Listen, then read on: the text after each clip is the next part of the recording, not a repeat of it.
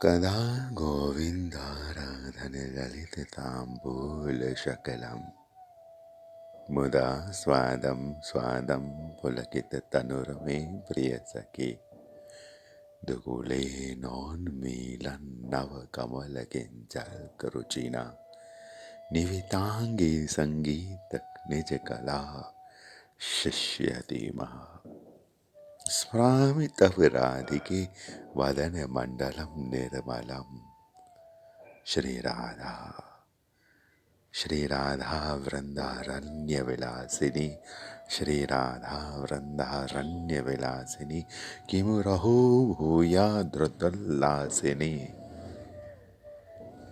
निविताङ्गी सङ्गीतकनिजकला शिष्यति वा।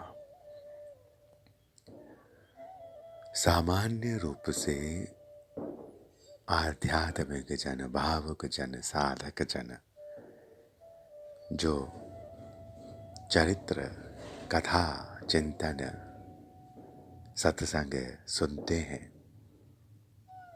उसमें जीव भाव की उपाधि है। जीव भाव से छूटने का सूत्र निवेदन होता है, अर्थात मैं और मेरे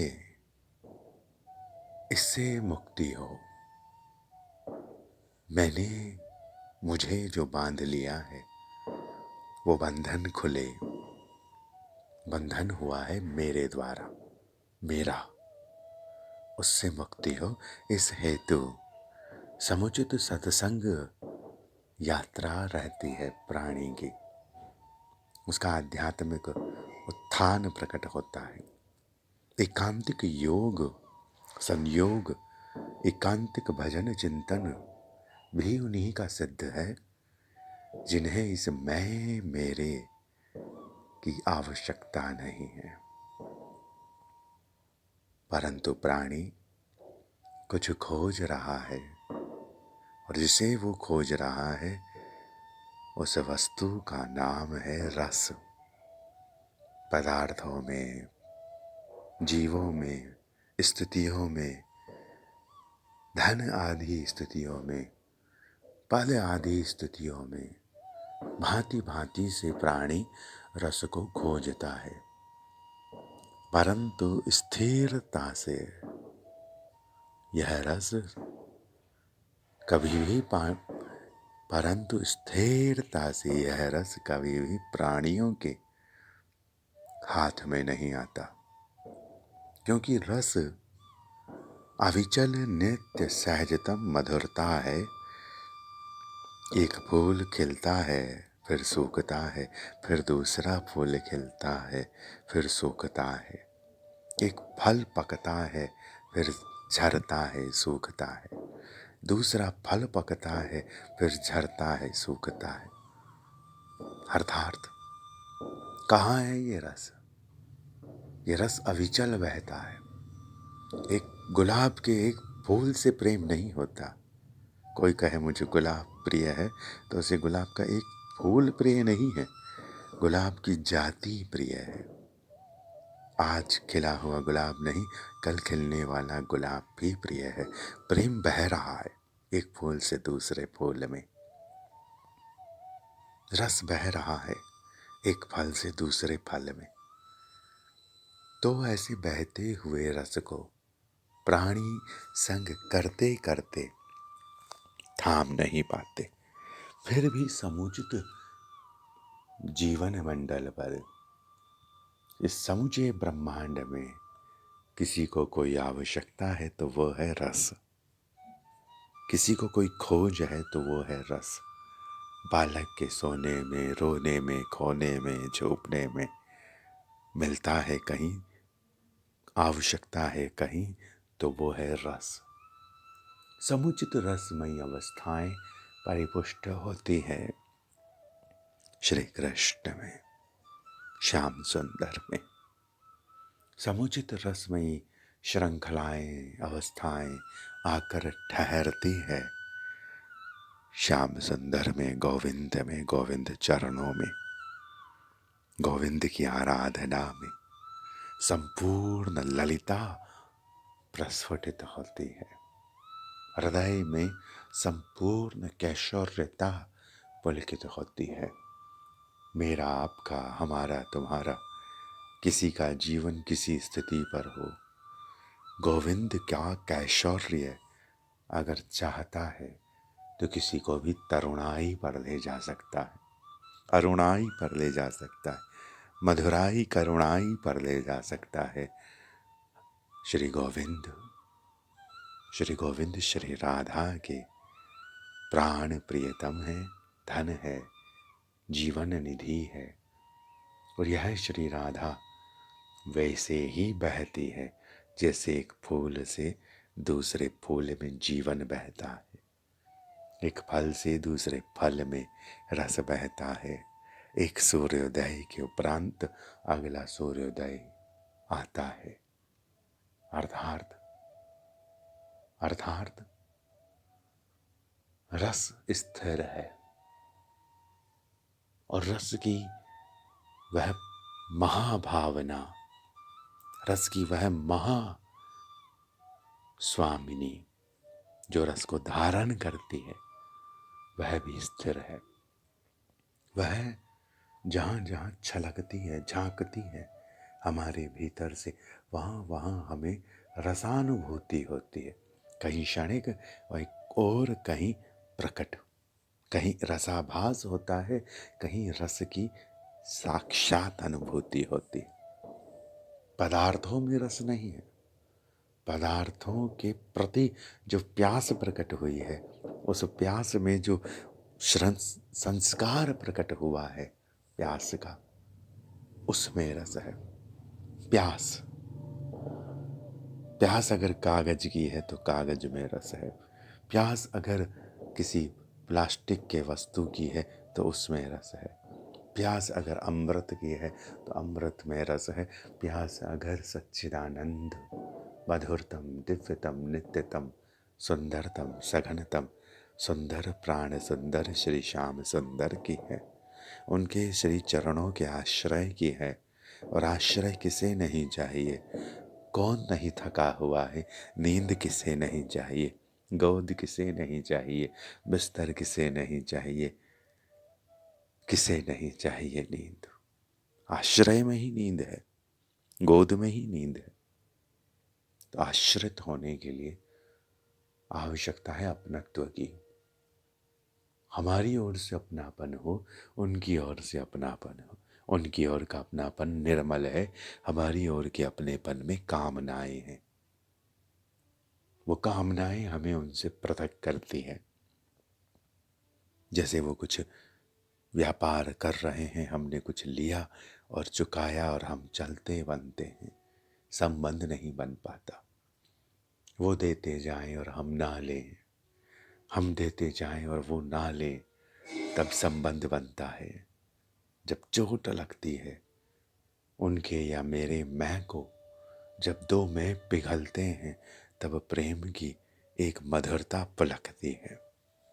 थोड़ा वो पिघले, थोड़ा हम पिघले, मिले, मिलन के लिए उद्वेलन बने। आवश्यकता है मिलन की, रस की। आज नहीं तो कल ये बात सभी को अनिवार्यतः स्वीकारनी होगी कि उनके जीवन में उन्हें कुछ चाहिए या उन्हें कुछ नहीं मिला तो वह है रस। मनुष्य को क्या चाहिए, क्या खोज रहा है? रस। मिला नहीं मिला, कहाँ है? श्री गोविंद चरणों में।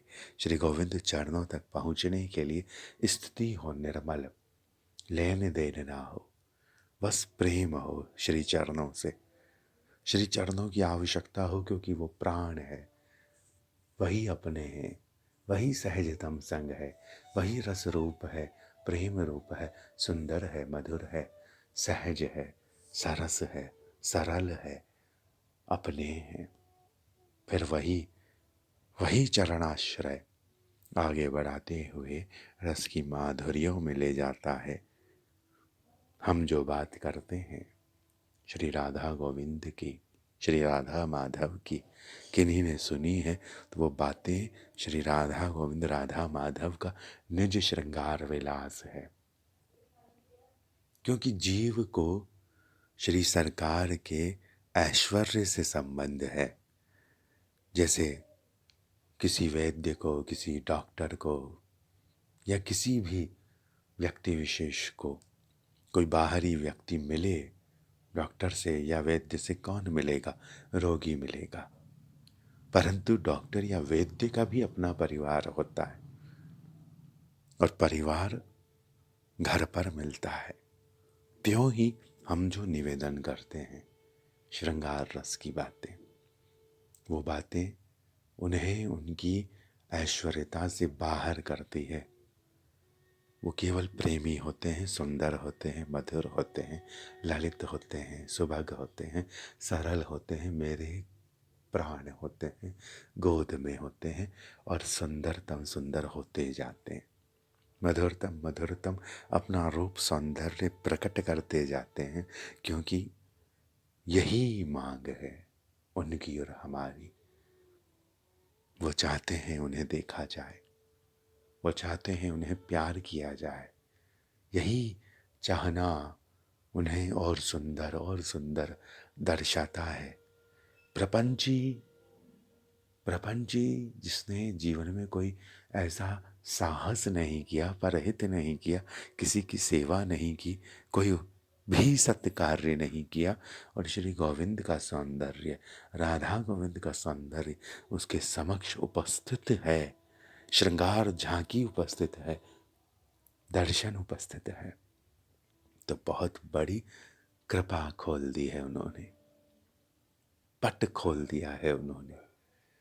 हमें तो सुंदरता की आदत भी नहीं है, इच्छा भी लगती है, मांग भी है, यह पता नहीं है, और मिल गई वह मांग, सौंदर्य निधि, सुंदरता।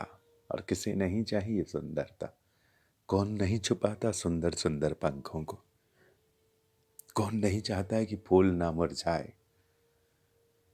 सुंदरता को छिपाने की हम सब की आदत है। और सुंदरतम सुंदम और सुंदरतम सुंदम और सुंदरतम सुंदर, प्राण सुंदर श्याम सुंदर, प्राण सुंदर श्याम सुंदर छिपना चाहते हैं, उन्हें कोई छिपाता नहीं।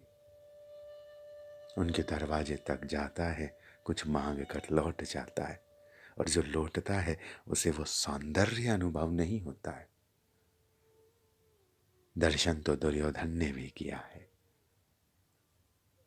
परंतु जो दर्शन गोपिकाओं ने किया है, प्रेम विलासिनियों ने किया है, उस दर्शन को पीने के लिए इनसे कुछ चाहा ना जाए, मांगा ना जाए।